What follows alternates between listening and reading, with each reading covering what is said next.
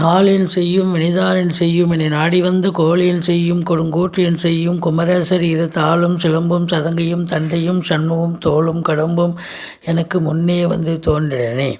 உலகமெங்கும் வாழ்ந்து கொண்டிருக்கும் ஸ்ரீ குபேரன் டிவி நேயர்களுக்கு சைதை ராஜாவின் அன்பான வணக்கங்கள்.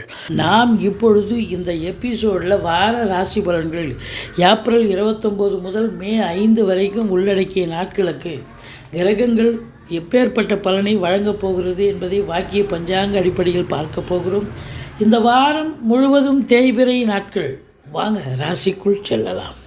மிதுன ராசி காலபுருஷனுக்கு 3வது ராசி. மிருக சீரிஷம் 3-4 பாதங்கள், திருவாதிரை புனர்பூசம் 1-2-3 பாதங்கள் உள்ளடக்கியது. புத பகவான் ஆட்சி பெறும் வீடு. இப்பொழுது புத பகவான் மீனத்தில் 10ஆம் இடத்தில் இருக்கிறார், ராகுவின் பிடியில் இருக்கிறார். இப்போ ராசிநாதன் ராகுவின் பிடியில் இருப்பது சரிதானா அப்படின்னா எந்த ஒரு கிரகத்துக்கும் வலிமை கிடையாது.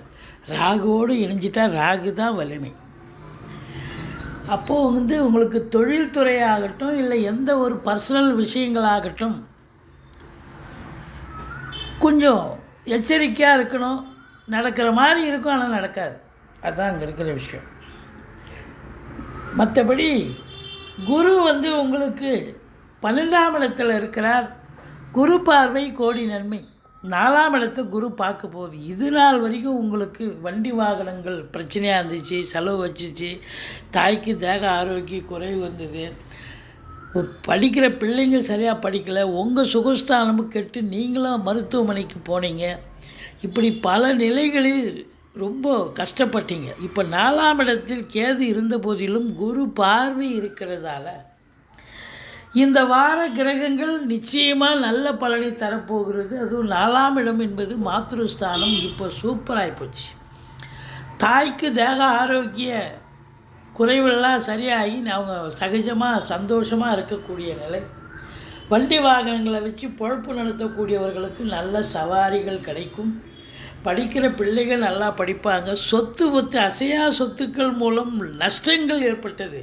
ஆனால் இப்போ அசையா சொத்துக்கள் மூலம் லாபங்கள் கிடைக்கக்கூடிய காலகட்டம். ஒரு சிலர் சொத்தில் இன்வெஸ்ட் பண்ணக்கூடிய நிலை ஏற்படும்.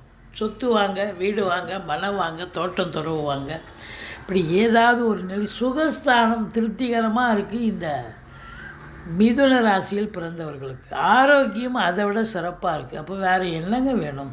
சுகஸ்தானம் நல்லா இருக்குது, ஆரோக்கியஸ்தானம் நல்லா இருக்குது. ஸோ மொத்தத்தில் பார்க்கும்போது உங்களுக்கு இந்த மிதுன ராசியில் பிறந்த அன்பர்களுக்கு எதிரிகள் ஓடி ஒளிவார்கள். கடன் சுமை படிப்படியாக குறையும். கோர்ட்டில் கேஸ் எதாக இருந்தால் சாதகமாக தீர்ப்பு வரும். சொந்த தொழில் செய்யக்கூடிய அன்பர்களுக்கு நம்பிக்கைக்கு பாத்திரமான பணியாளர்கள் கிடைப்பார்கள். பாருங்கள், கடந்த நாளாக சனி பார்த்தது, இப்போது சனி பார்த்து ஏகப்பட்ட பிரச்சனைகளை சந்திச்சிங்க. அசிங்கப்பட்டீங்க, கடன் காட்சியால் அசிங்கப்பட்டீங்க, விரோதிகளால் அவமானப்பட்டீங்க, அவங்களால பிரச்சனைகள் ஏற்பட்டது, உங்கள் தேக ஆரோக்கியம் குறைவு ஏற்பட்டது. ஆனால் இப்போது சனி பார்த்தாலும் குரு பார்க்குறார். குரு பார்வை கோடி நன்மை. அப்போ உங்களுக்கு எல்லாமே பாசிட்டிவ் தான். இனி எந்த ஒரு பிரச்சனையும் இல்லை. எதிரிகள் ஓடி ஒளிவார்கள். கடன் சுமை படிப்படியாக குறையும். கோர்ட்டில் கேஸ் எதாக இருந்தால் சாதகமாக தீர்ப்பு வரும்.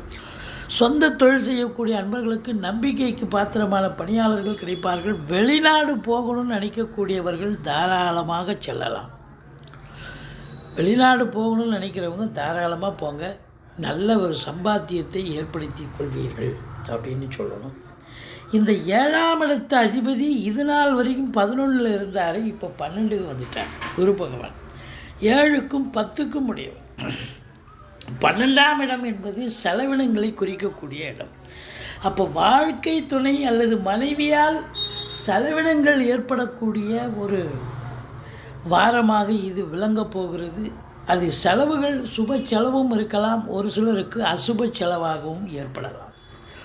மற்றபடி குறை ஒன்றும் இல்லை. உங்களுக்கு 9ஆம் இடத்தில் சனி பகவான் பூர்வ புண்ணிய ஸ்தானத்தில் சனி இருப்பது என்பது சிவகடாட்சத்தை பெற்று தருகிறது.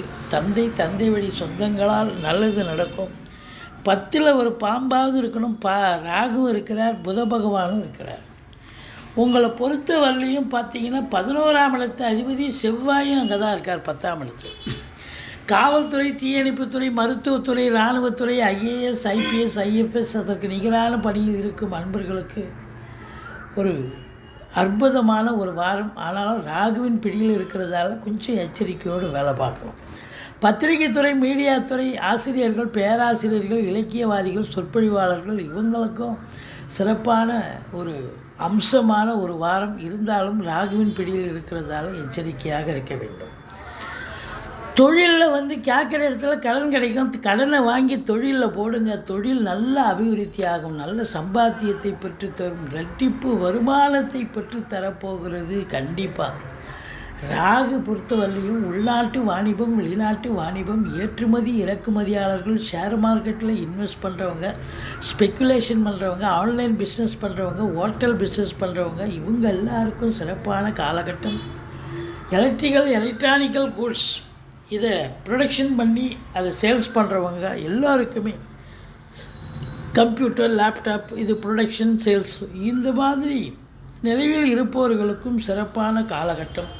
உங்களை பொறுத்தவரையிலையும் சூரிய பகவான் 11ல் இருக்கிறது சிறப்பு தான் என்றாலும் சனி பார்வையில் இருப்பது சிறப்பு அல்ல.